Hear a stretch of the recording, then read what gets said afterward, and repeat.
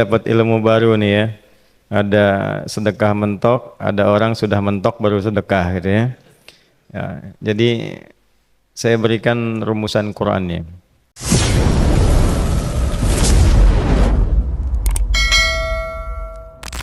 Dapat ilmu baru nih ya. Ada sedekah mentok, ada orang sudah mentok baru sedekah gitu ya. Ya, jadi saya berikan rumusan Qur'annya. Sebetulnya itu standar. Yang paling standar di dalam ujian Allah kepada manusia supaya ada nilai rasa dalam diri kita bahwa kita itu punya Allah. Itu poin tertingginya. Nah, biasanya pada titik-titik tertentu oleh Allah itu dihilangkan semua potensi-potensi dari makhluk sehingga kita bisa merasakan kenikmatan langsung untuk berinteraksi dan mendapatkan anugerah dari Allah. Itu titik tertingginya. Sambil contoh begini.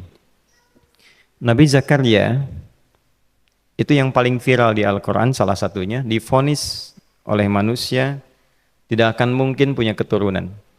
Secara klinis mustahil karena istrinya divonis monofus dan mandul. Secara medis semua sudah angkat tangan. Tapi apa yang dilakukan? Nanti ini akan melahirkan rumus di Quran surah kelima Al-Maidah ayat 35. Nanti jadi rumus standar dari apa yang dialami oleh beliau ini. Di titik itu beliau menangkap isyarat bahwa ketika manusia sudah mengatakan tidak mungkin, itu tanda awal dari Allah supaya kita langsung memohon kepadanya karena Allah ingin memberi tanpa perantara siapapun. Maka dilakukanlah kemudian solat. Solat itu dalam bahasa Arab, terjemahan kitanya artinya sesuatu yang tersambung, terkoneksi. Karena itu saat kita sedang solat, kita sedang menyambungkan diri kepada Allah. Anta'budallaha ka'annaka tarah. Kata Mas Ihsan tadi. Kita menyembah Allah dan kita merasa diawasi, dinilai oleh Allah. Maka dalam sholat itu beliau meminta.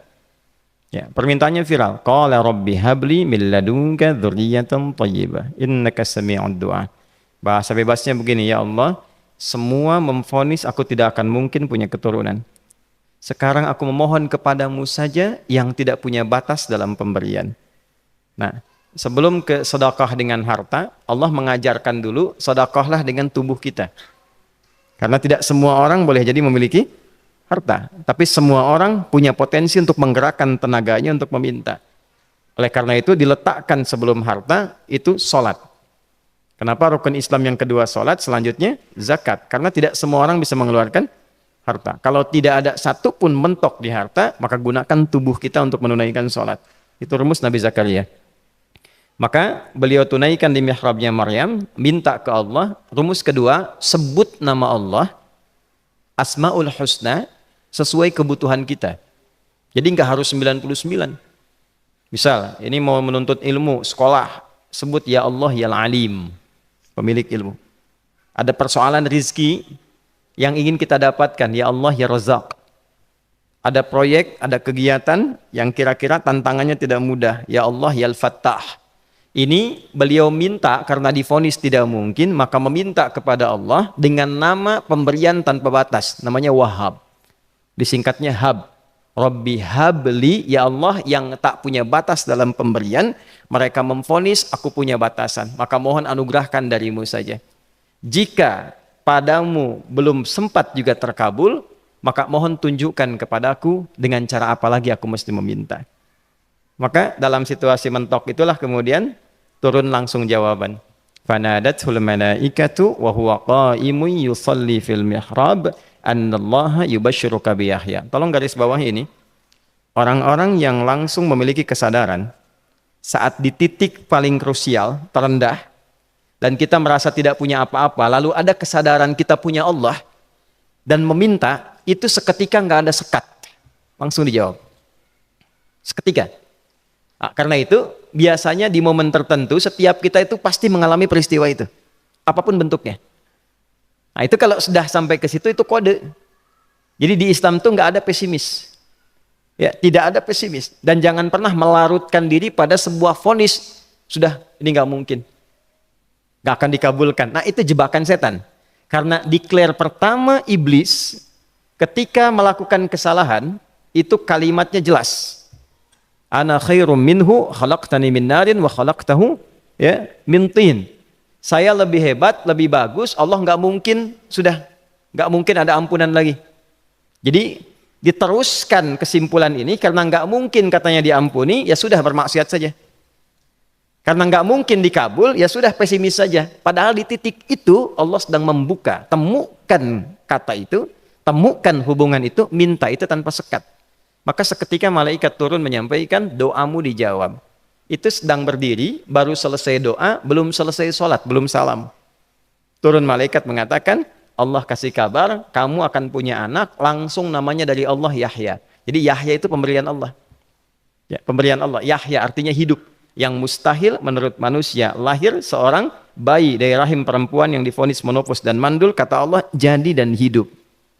Nah, rumus itu nanti terus dialami oleh para nabi, puncaknya di era Nabi Muhammad SAW, nanti melahirkan panduan di Quran surah 5 ayat 35. Ya ayyuhalladzina amanu ittaqullaha wabtaghu ilaihil wasilah. Perhatikan kalimatnya dengan detail ya. Hei semua orang yang masih merasa punya iman. Tuh iman kita disentuh. Jadi kalau mengalami persoalan di titik nadir, terendah, itu yang disoal oleh Allah imannya dulu. Kamu masih punya iman nggak? Orang beriman nggak mungkin pesimis. Orang beriman gak akan putus asa. Orang beriman gak akan bunuh diri. Imannya ditanya dulu. Katanya kau beriman, iman kamu di mana? Kalau masih punya iman, kata Allah, ini ujian dari saya supaya kamu nyebut saya. Katanya ingin mendekat, kata Allah kan? Ittaqullah. Nah ini rumusnya. Wabtaghu ilaihil wasilah. Kalau engkau pengen cepat dapat solusi, maka aku berikan perangkat untuk cepat mengabulkan doamu itu. Perangkat itulah disebut dengan takwa. Nah, takwa itu ada urutan 240 kali disebutkan dalam Al-Quran, dibagi pada 3 segmen.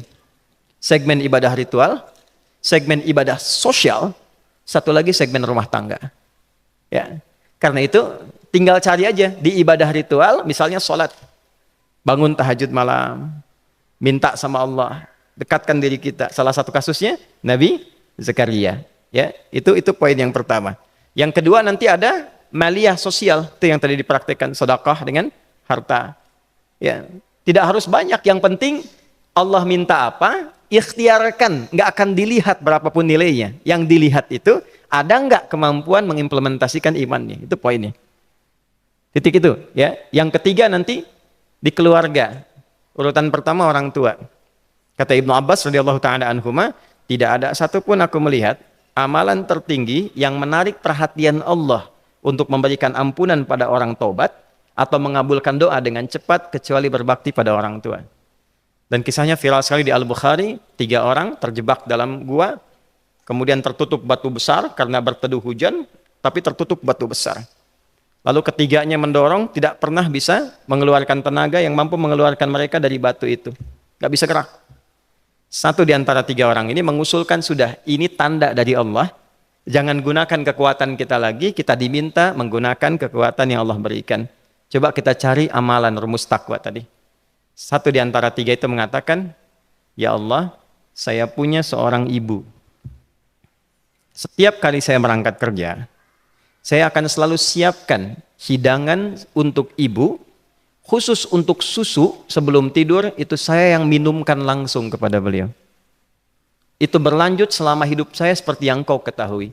Satu kali, saya pulang dari kantor, dari pekerjaan, ibu saya sudah tertidur. Sementara susu belum diminum. Dan kami putuskan tidak ada yang berani menyentuh susu dan minuman makanan kecuali ibu terlebih dahulu. Maka saya putuskan memegang nampan susu di samping ibu yang tertidur dan menunggu beliau bangun.